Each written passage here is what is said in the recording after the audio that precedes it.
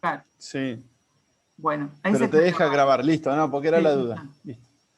Sí, buena pregunta. Bueno, el otro día habíamos terminado con la primera, segunda y tercera ley de Mendel.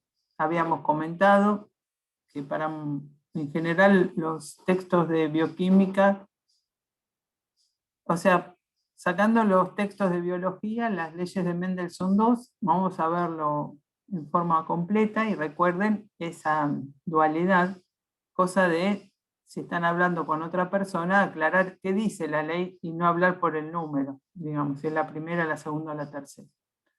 Ahora, cuando empezamos a analizar otros casos, vamos a encontrar que... Una consulta, Silvina. ¿De Sí, dónde puedo sí. leer este tema? Porque lo busqué en el Leninger y no lo encontré. Mira, Me justo parece que es como bastante de biología, me pero acaban de pasar un texto en castellano de genética. No lo vi porque me lo pasaron hoy a las 8 de la mañana. Lo miro y te digo, ¿ustedes en biología no vieron esto? sí lo vi, pero quería, no sé, ponerlo en el resumen o algo. Bien, Capaz era porque más una introducción que un tema en serio, no capaz. sé No qué sé. libro se está usando en biología, pero yo Creo que recuerdo usábamos el PURBS. el Curtis. ¿En el Curtis no está? No sé, no me fijé. Me fijé No, en el Leninger lo que nomás. pasa es que me quedaron muchos libros en la universidad y nosotros todavía no estamos habilitados para volver, pero bueno, en los libros de biología yo tengo uno que se llama Campbell, que creo que también está. Después se usaba uno de genética humana que era editado por unos profesores de medicina. Ese se los puedo buscar también, porque estos son temas que en su esencia lo pueden leer de libros más viejos, que no hay problema. Los líos de leer libros viejos van a venir más adelante, pero en esta genética clásica, más allá de las lindas figuras y algunos, digamos, comentarios interesantes en cuanto a la validez de las leyes y las complicaciones que se fueron generando a medida que se va conociendo más del aspecto molecular, de los genomas. Más allá de eso, las bases de Mendel están en cualquier libro desde hace 50 años, más o menos, en castellano o más. Buenísimo, me Entonces, voy a fijar en el Campbell, que ahí Bianca puso también que estaba en el chat. bien, bueno, ustedes usan el Campbell, que es divino, es un libro divino, pero me quedó en la facultad, así que no puede yo ir a buscarlo. Yo trabajo, ya les comenté, en Quilmes, entonces, eh, nada, quedó ahí todo en el búnker secuestrado. Entonces, Gracias. no, de nada. En este conjunto de diferencias entre lo que Mendel observó en sus primeros experimentos y hallazgos nuevos, tenemos el tema de la dominancia incompleta. Es decir, de aquí en adelante vamos a hablar de casos en donde por algún motivo tenemos que ampliar nuestra manera de pensar las leyes de Mendel. Y al mismo tiempo pusieron a prueba estas nuevas, digamos, estas nuevas características, estos nuevos rasgos, pusieron a prueba las leyes y permitieron el desarrollo de nuevos conceptos de pensar a la herencia con criterio un poco más amplio, pero muchas de las premisas de Mendel también se siguen manteniendo. Entonces, la primera de esas diferencias, ¿ustedes ven mi barra que tapa la mitad de las filminas? Esta barra que yo estoy moviendo ahora, ¿ustedes la ven? No. Ah, mejor. Bien, ven bien entonces. Entonces, uno de esos casos es la dominancia incompleta. Ahí el ejemplo típico es que cuando se cruzaron unas flores color rojo, unas plantas de flores, en algunos casos color rojo y en otras color marfil, la descendencia era rosada, tenía flores rosadas. Entonces, parecería que los rasgos se mezclaban, porque uno diría, bueno, si se cumplen las leyes de Mendel, entonces o es dominante el rojo o es dominante el marfil, pero nosotros vemos flores o rojas o blancas. Cuando se hace la fertilización, recuerdan que este circulito quería decir, estoy buscando el puntero, bueno, no me deja. El circulito quería decir que se cruzaban consigo mismo, F1 por F1, a veces se anota, la fertilización entre individuos de flores rosas de esta generación daba en la segunda descendencia, digamos, si consideramos que la primera es la F1, en la F2, la distribución nos mostraba un cuarto de plantas con flores rojas, un cuarto con flores marfil y un medio rosadas. Es decir, que los caracteres rojos y marfil estaban ocultos, ¿sí? Pero no estaban, digamos, no es que se habían mezclado de manera de mezclar sus alelos. La expresión en el fenotipo, en algunas combinaciones, daba un fenotipo que no era ni el del padre ni el de la madre en cuanto al color de flores. Cuando se volvían a cruzar entre sí, rojas con rojas, rosadas con rosadas y marfil con marfil, lo que se veía es que, nuevamente, si yo volvía a cruzar rojas con rojas, obtenía rojas en toda la tercera filial. Las rosas volvían a generar el patrón que habíamos visto en la F2 y las marfil, en su cruza con otras marfil, eran todas en la descendencia con flores marfil. Esto nos está mostrando que para que aparezca el color puro, digamos así, rojo o marfil, los individuos deben ser portadores de la doble carga para ese color.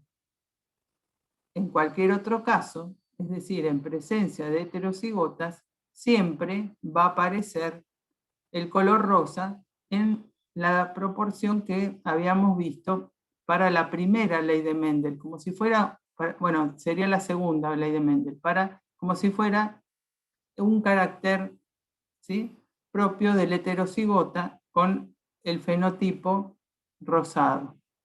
1, 2, 1, la proporción de la dominancia en la segunda ley de Mendel. Entonces, ¿esto qué plantea? Que en los heterocigotas hay los dos rasgos están mostrando su presencia en el fenotipo. Por eso se habla de codominancia. La codominancia es bastante más común de lo que se cree. A veces la dominancia esta incompleta tiene distintos grados, ¿sí?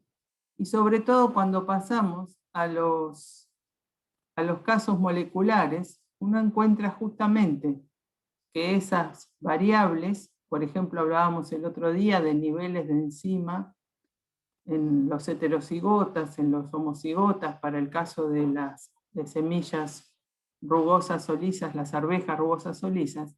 Acá también vemos que cuando uno va a los parámetros moleculares se encuentra una gradación de valores en los casos de dominancia incompleta. Ninguno de los dos fenotipos, a menos que estén en homocigota, domina al otro. Bueno, ahí empezamos con los líos de... Y acá tenemos el desglose de cómo es la carga diploide en una flor roja, en una flor marfil y en el heterocigota, ¿sí? Fíjense que ninguno de los dos domina en el fenotipo del color de flor, por eso se ve rosada. No es una mezcla, no es que los genes se mezclaron, es que están manteniendo una influencia en el fenotipo al mismo tiempo. Si alguien tiene ganas, podríamos ampliar buscando bioquímicamente qué es lo que está pasando en estas en estas reacciones que da lugar a que los pigmentos de los pétalos cambien de color. Ahí tenemos el mismo esquema que habíamos mostrado con la proporción 2, o sea, 1, 2, 1 en la F3. Entonces, lo que vemos es que los genotipos, o sea, los alelos no se mezclaron, estaban presentes, no es que desaparecieron y de una vez que apareció una rosa, toda la descendencia de rosas por rosas van a ser rosadas, ¿sí? Simplemente que cuando están en la forma heterocigota, muestran esta dominancia incompleta. Esto tiene un límite difuso, la dominancia incompleta, de lo que tradicionalmente se conocía como codominancia.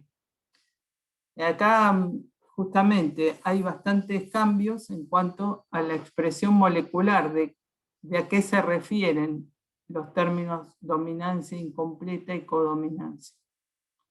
Uno, cuando habla de codominancia, típicamente lo que está mostrando es que los alelos se expresan simultáneamente en el heterocigota. Y bueno, hoy decíamos que en la anterior, también como explicábamos la flor rosa. De alguna manera los dos alelos se están expresando simultáneamente en el fenotipo del heterocigoto. Por eso la distinción entre ambos términos suele ser de límite difuso. Entonces acá tenemos un gen, que es el gen de la glicoporina A, que tiene su expresión en las membranas de células endoteliales, y cuando está presente el heterocigota se expresan dos formas distintas de este gen. Entonces, ¿cómo es el fenotipo de la descendencia? Como esto termina traduciéndose en proteínas o glicoproteínas que se expresan en la membrana de estas células, la presencia de ambos alelos determina que estas proteínas en sus dos formas, o glicoproteínas, terminan estando presentes en la membrana de esas células. Por eso se habla de codominancia. Pero bueno, si tenemos este cruce, y esto es lo que quiero que ustedes después planteen, o lo podemos dejar para el momento de los seminarios. ¿Qué tipo de descendencia y qué tipo de moléculas van a quedar expresadas en las membranas de estas células cuando hagamos esta cruza? Se entiende bastante bien en términos moleculares, porque uno dice, bueno, si el alelo M está codificando para la forma 1 de esta proteína y el alelo N está codificando para la forma 1' de esta proteína, en el heterocigota las células van a mostrar en su superficie ambas moléculas. Ahí se ve bien, molecularmente hablando, se ve bien el tema de la codominancia. Y la pregunta sería, ¿se cumplen las leyes de Mendel? Es decir, las proporciones. Este caso, si bien fue el primero de codominancia estudiado, no es el más conocido. El más conocido es el de los grupos ABO, ¿sí? El grupo, lo conocen, ¿no? De los grupos sanguíneos. Acá vemos el aspecto molecular, ¿sí? Otra vez, una proteína que es modificada de distintas maneras de acuerdo al tipo de alelo que tenemos, si A, B, o si ese gen es defectuoso, entonces esta enzima no va a generar estas ramificaciones, estas acetilgalactosil modificaciones en las proteínas de las membranas de los glóbulos rojos y de algunas otras células también. Entonces, tenemos diferentes glicoproteínas en las membranas, y cuando están presentes los dos alelos, la gente que tiene grupo sanguíneo AB, van a estar presentes las dos moléculas.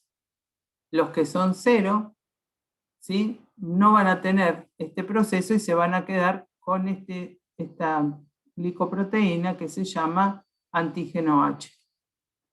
Entonces se dan cuenta que como lo que se está codificando en estos alelos son actividades enzimáticas diferentes, entonces que esté presente en un alelo y que no esté presente esa actividad en forma normal, me va a permitir expresar en los glóbulos rojos diferentes proteínas. Por eso codominancia, ¿sí? Entonces ahí tenemos bien clarito el ejemplo a nivel molecular. Es mucho más difícil, por lo menos para mí, entender la codominancia a nivel macroscópico, ¿sí? El asunto acá, macroscópicamente, uno diría, bueno, ¿cuántos tipos de compatibilidades puedo yo tener? Es una manera de ver que están expresando cosas distintas. Acá tenemos entonces algunas enfermedades vinculadas al tipo de herencia que nosotros estuvimos mirando en las leyes de Mendel.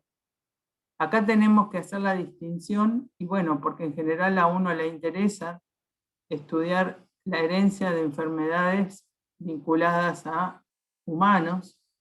Entonces tenemos el tipo de patrón que depende de si el cambio, la variante, la mutación ocurrió en un cromosoma sexual o en un cromosoma no sexual, o sea, en los autosomas.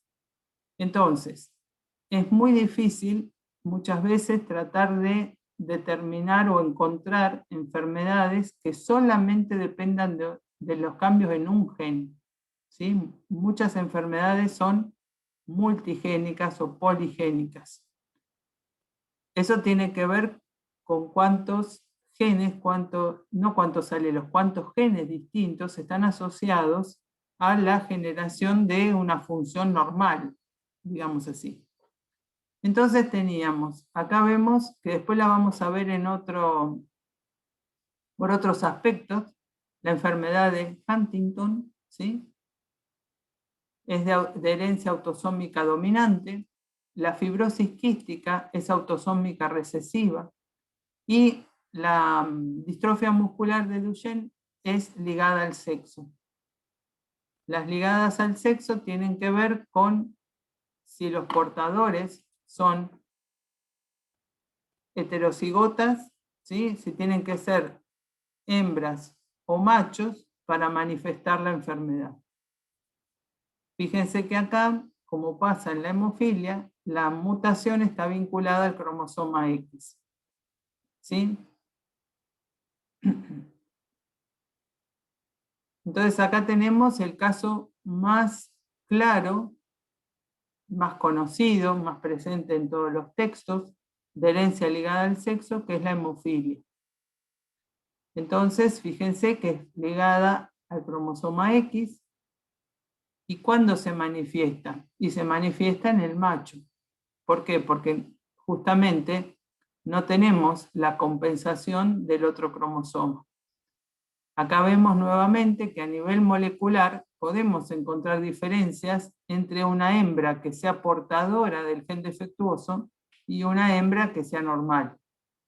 Pero la manifestación macroscópica, que es la falla en la coagulación, solamente se manifiesta cuando no está compensado el efecto en el mutante en el cromosoma X, es decir, en los machos. Entonces, por eso tenemos este patrón. Nosotros podríamos darnos cuenta a nivel molecular si una hembra tiene este genotipo o este genotipo.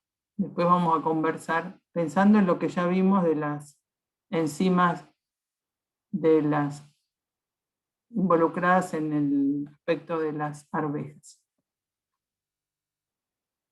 Otras definiciones. ¿Qué podemos estudiar? O sea, ¿cómo podemos ver modificada la expresión de un gen?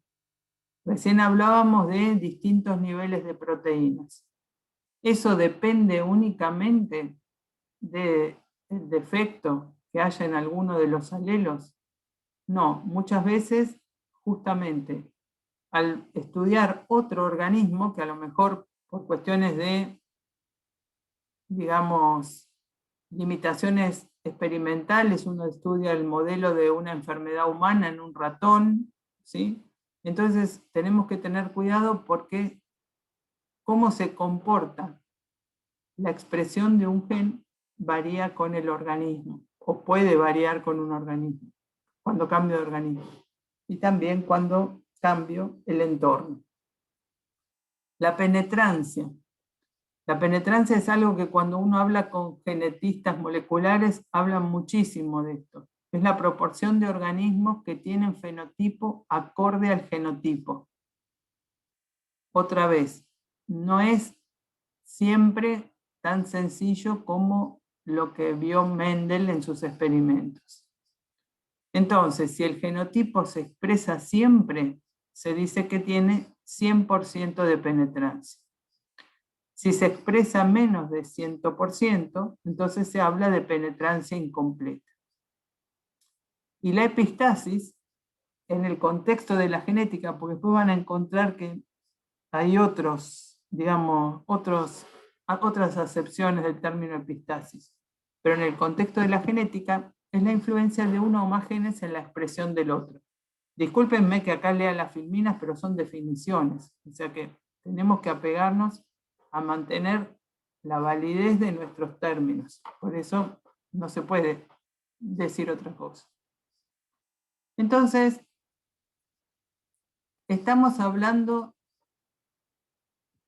de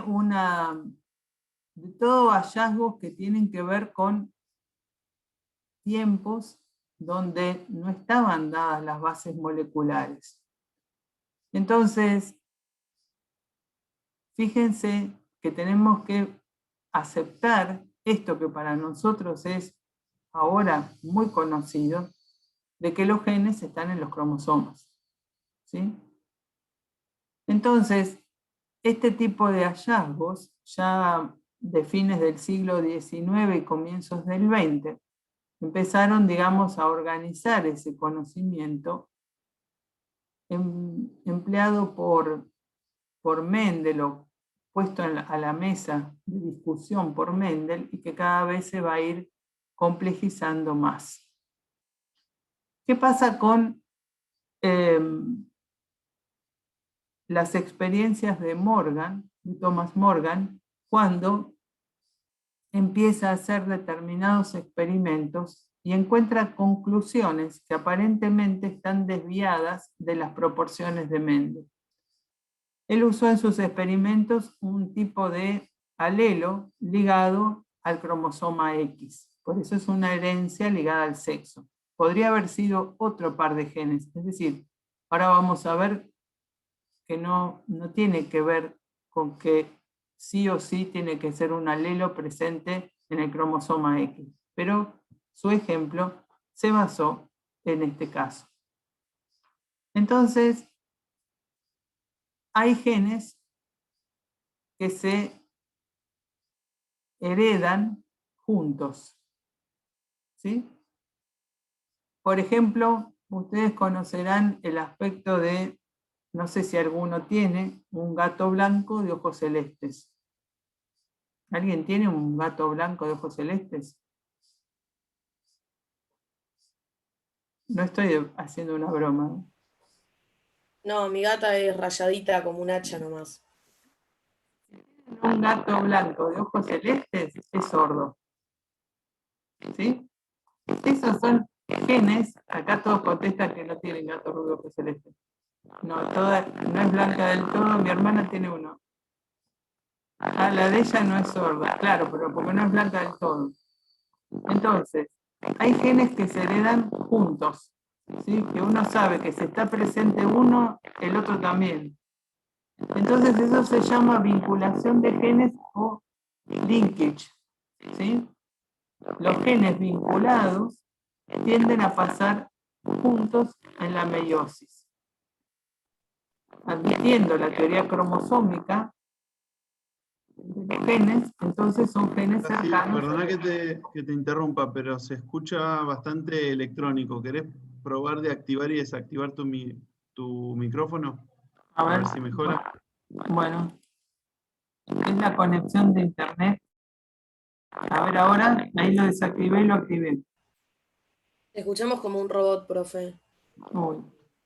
¿No Lo que tenés pasa- auriculares ni nada? Capaz que te está tocando el micrófono de los auriculares, la ropa o algo de eso. porque ¿me siguen escuchando mal? Sí, Sí. ¿no tenés un micrófono o un manos libres de un celular para probar a ver si cambiando de micrófono mejora? No, Porque a no veces tengo. es el micrófono de la computadora, sino el que Sí, se entra. micrófono, a ver este. A ver, ahí habla otra vez. Hola, ¿qué tal? No, sigue. Me pareció que se había ido. Y este, a ver, cambié de micrófono. La computadora tiene dos. Ahora Sí, sí, Ahí te escuchamos sí. súper bien. sí, Ese es anda mejor. uno de un Smart Sound, qué sé yo. Dale, seguí con Bueno, ese. me voy con el Smart Sound.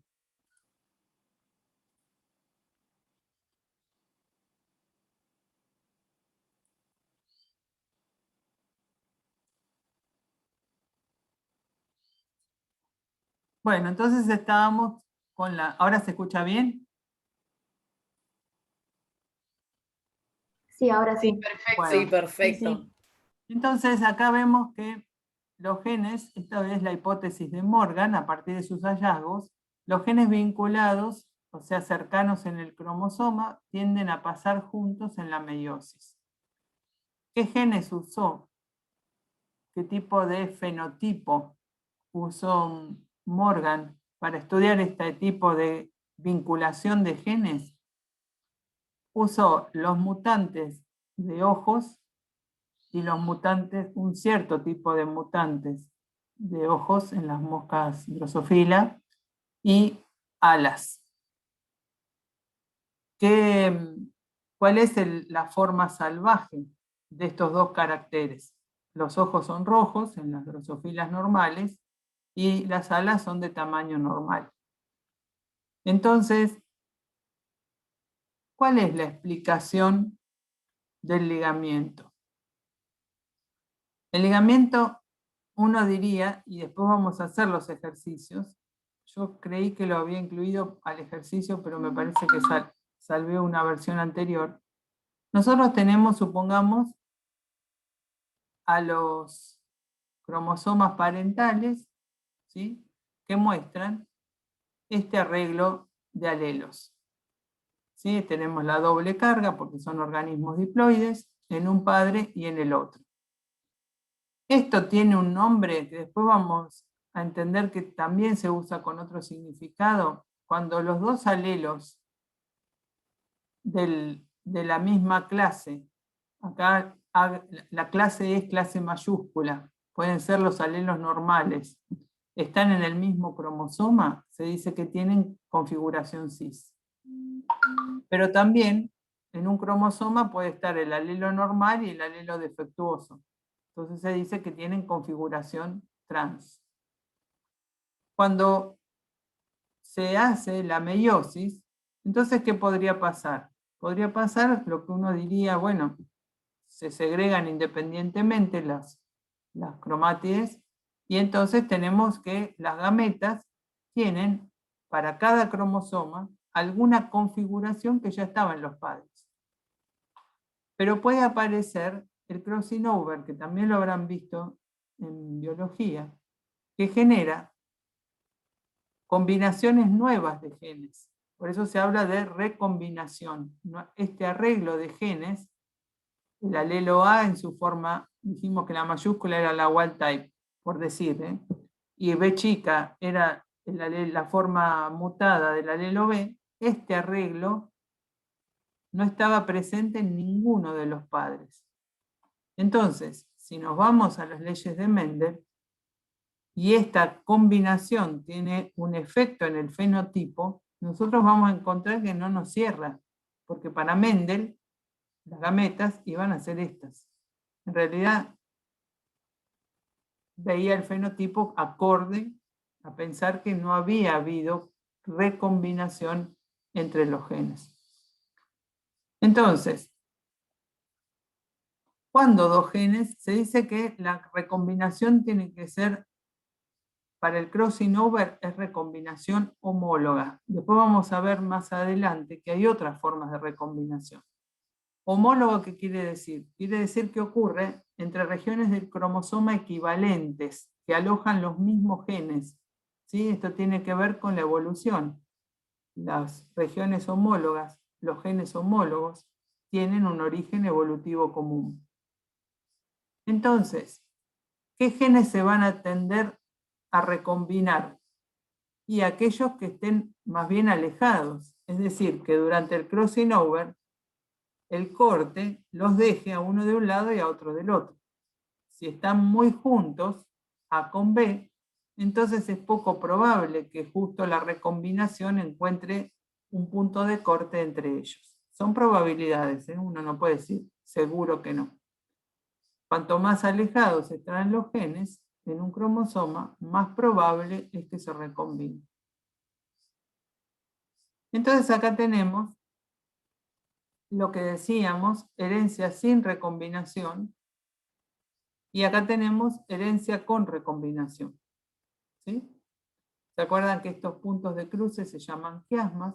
Y acá tenemos la combinación nueva, acá por los colores lo vemos bien, de organizaciones de genes que no eran la de los padres, las parentales. Siempre tenemos a lo sumo un 50% de recombinantes, porque fíjense que de las cromátides solamente se recombina la mitad de las cromátides. Ese sería el máximo. Entonces acá vamos a enfrentar diciendo, bueno, ¿y qué hubiera pasado en esta cruza de caracteres? Dijimos que los rasgos que cruzó Morgan eran el color de ojo blanco, que es el mutante, con el color de ojo rojo, que es el normal. Acá notamos con signo más el alelo salvaje, digamos, vamos a decir que es el alelo normal, no siempre, pero bueno, vamos a decir. Entonces, acá tenemos dos caracteres. La W indica ojos, color de ojos. Si está anotado el más, quiere decir que es W más. Es lo mismo poner W o W más. Es decir, que este individuo tiene color de ojos rojos. Cuando anoto el símbolo, la letra, sin poner nada, entonces ese es el mutante. Entonces, un rasgo es el color de ojos. Y se cruzaron hembras de ojos blancos, machos de ojos rojos.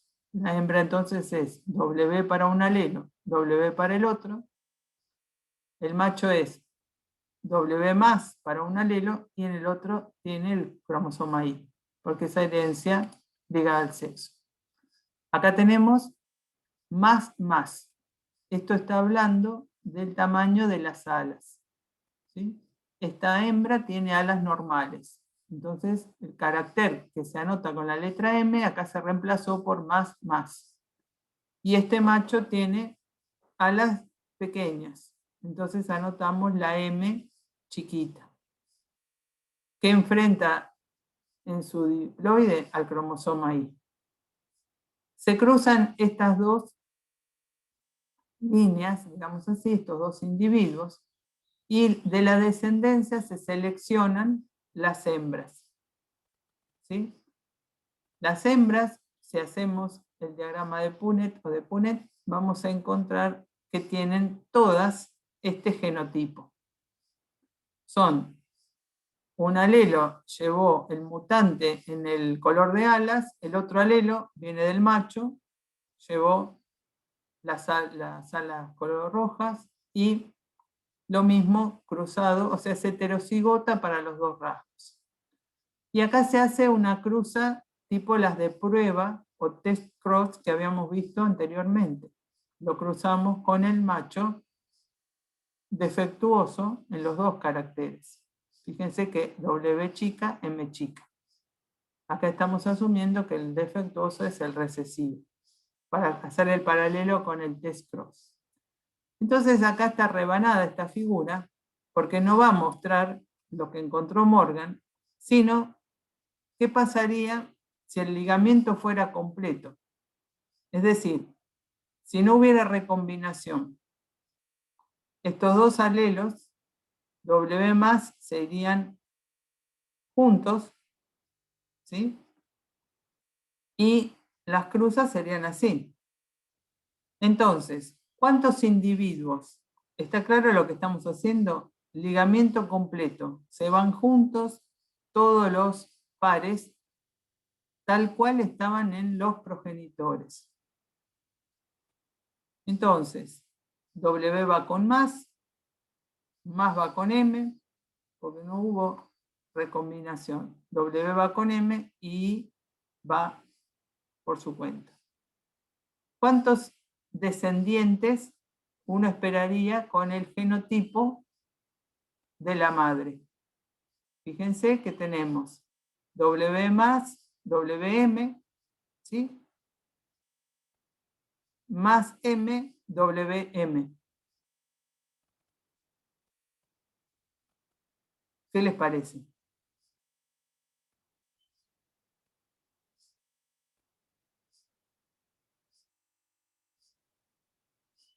Estas dos son hembras, ¿no?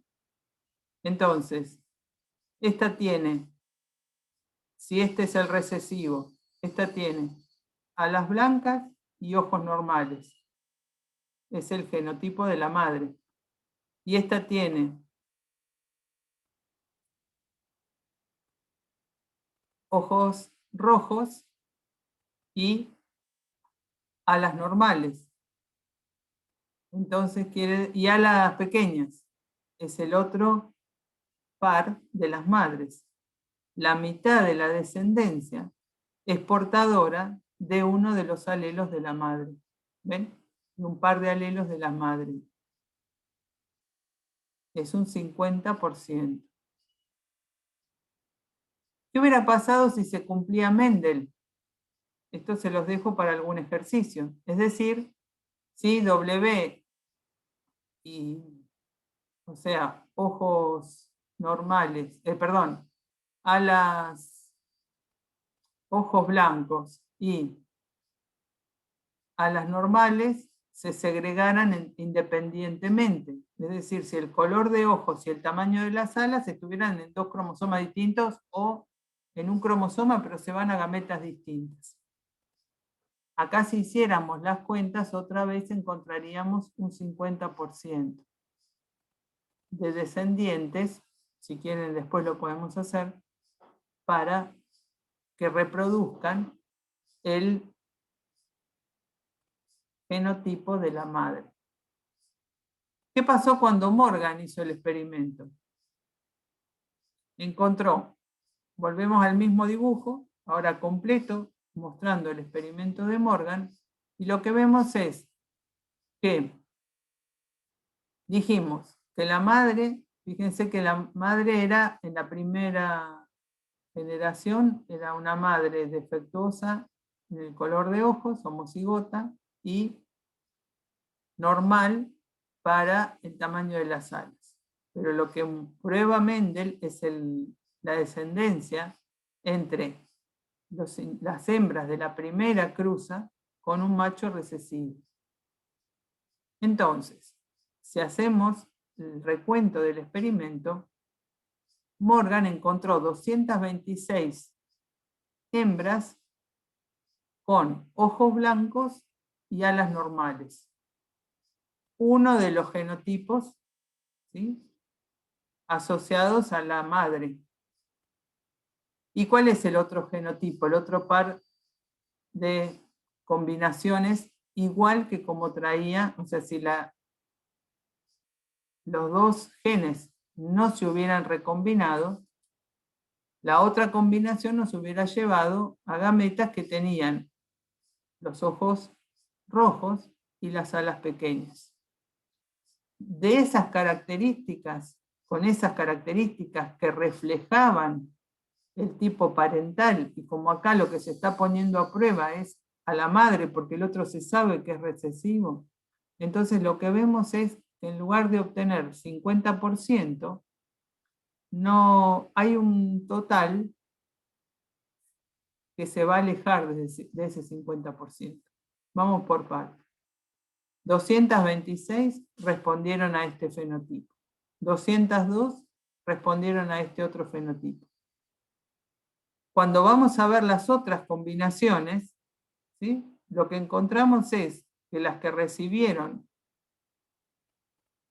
de la madre los dos genes defectuosos, esa combinación no está presente en la madre. ¿Sí? Y si ojos rojos y alas normales, no pudo haber salido del padre porque eran defectuosos en los dos. Lo mismo, ojos blancos y alas miniatura, tampoco pudo haber salido, digamos, de una combinación tal cual teníamos si no hubiera recombinación.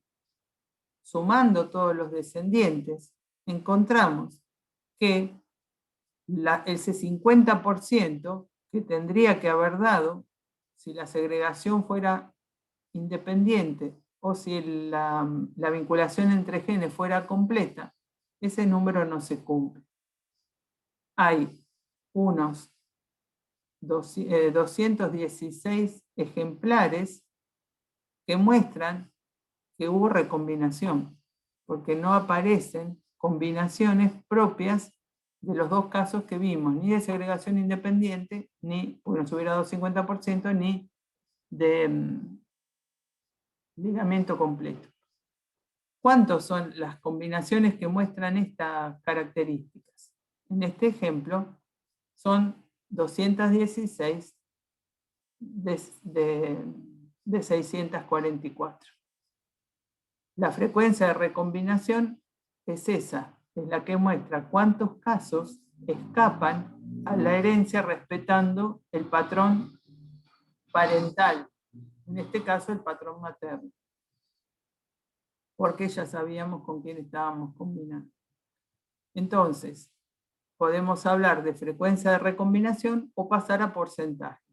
Son dos términos que son uno multiplicado por 100 el otro. Entonces, la recombinación es lo que hace que la herencia se escape de las proporciones esperadas por Mendel. ¿Qué esperaba Mendel? 50%. ¿Sí? ¿Qué esperaba la vinculación completa? 50%. Entonces, el máximo de recombinación que podemos esperar no está vinculado con las proporciones de Mendel o de ligamiento completo, sino con las características que tiene el crossing over. Lo que puede pasar es que en todos los individuos haya habido una recombinación de 2 de las 4 cromátides. ¿Sí? Entonces, cuanto más cerca estén en el cromosoma 2 genes cualesquiera, menor va a ser la probabilidad de recombinación. Menor que es la probabilidad de que cuando se forme un quiasma queden a un lado y al otro. Entonces, los porcentajes de recombinación nos están dando una medida de la cercanía, vamos a tomar esto en un modelo ideal, entre 2 genes en un cromosoma. Dicho de otra manera, ¿cuándo se va a acercar al 50%? Y cuando se segreguen independientemente, o cuando estén tan alejados en el cromosoma que seguro que los agarra un crossing over. Cuando se invierten, nosotros habíamos dicho que el primer experimento, y esta es la última filmina antes del descanso, en el primer experimento habíamos cargado, ¿sí?, el alelo recesivo, los mutantes, en el macho. cuando Morgan repite el experimento, pero ahora cargando los mutantes en la hembra, o sea, la que es heterocigota, digamos, la que es homocigota recesiva es la hembra, y el macho es portador de los dos alelos normales, la proporción nos da 37,7 de recombinantes, pero es un error, en lugar de 35 y pico que nos había dado antes, es cuando uno hace la evaluación estadística de cuán distintos son estos dos números, nos da que está dentro del error estadístico. Eso es algo que también vamos a tener que lidiar siempre en nuestras carreras, que es ver cuándo dos números son distintos o son iguales. En Bioquímica 1 había algunos ejemplos que nos ponían bastantes dudas sobre esta pregunta. Entonces, ¿importa si el portador de los mutantes está, o sea, si el homocigota recesivo está cargado en la hembra o está cargado en el macho? No.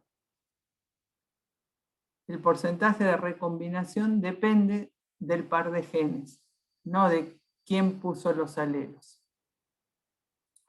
Esa es otra conclusión importante. Bueno, lo que tenemos para decir acá es que aquí lo que hizo Morgan, dije que era la última, la anterior, pero vamos a ver si cortamos en esta, es que cuando evaluó el acoplamiento, el ligamiento entre otros genes, acá tenemos color de ojos y en lugar del rasgo tamaño del ala, se hizo color del cuerpo, y lo que se encontró es que repitiendo exactamente los experimentos, la frecuencia de recombinación para otros caracteres, para otro par de genes, era distinta. Y que era independiente de si los alelos defectuosos estaban en cis o en trans. Fíjense que acá tenemos uno normal, uno defectuoso, que es lo que Morgan o lo que damos en llamar arreglo o configuración en trans. Y acá tenemos defectuoso, defectuoso, o sea que ya están en cis, y acá también. Normal, normal, en cis, en el mismo cromosoma. Normal, defectuoso, normal, otra vez en trans. Haciendo las cruzas, combinando estas configuraciones de distinta manera, el porcentaje de recombinación no cambió. Entonces lo que tenemos para decir es que la frecuencia de recombinación depende de qué par de genes se esté considerando y que es independiente de las dos cosas que vimos. De si la organización muestra a los defectuosos en cis o en trans, y la que vimos hoy, si los alelos mutantes están en el mismo cromosoma o en cromosomas distintos. Esas son las conclusiones más importantes de los experimentos de Morgan. Bueno, pasamos a este tema, pero yo les diría que hagamos un descanso, no sé qué hora es, cosa de estar más descansado.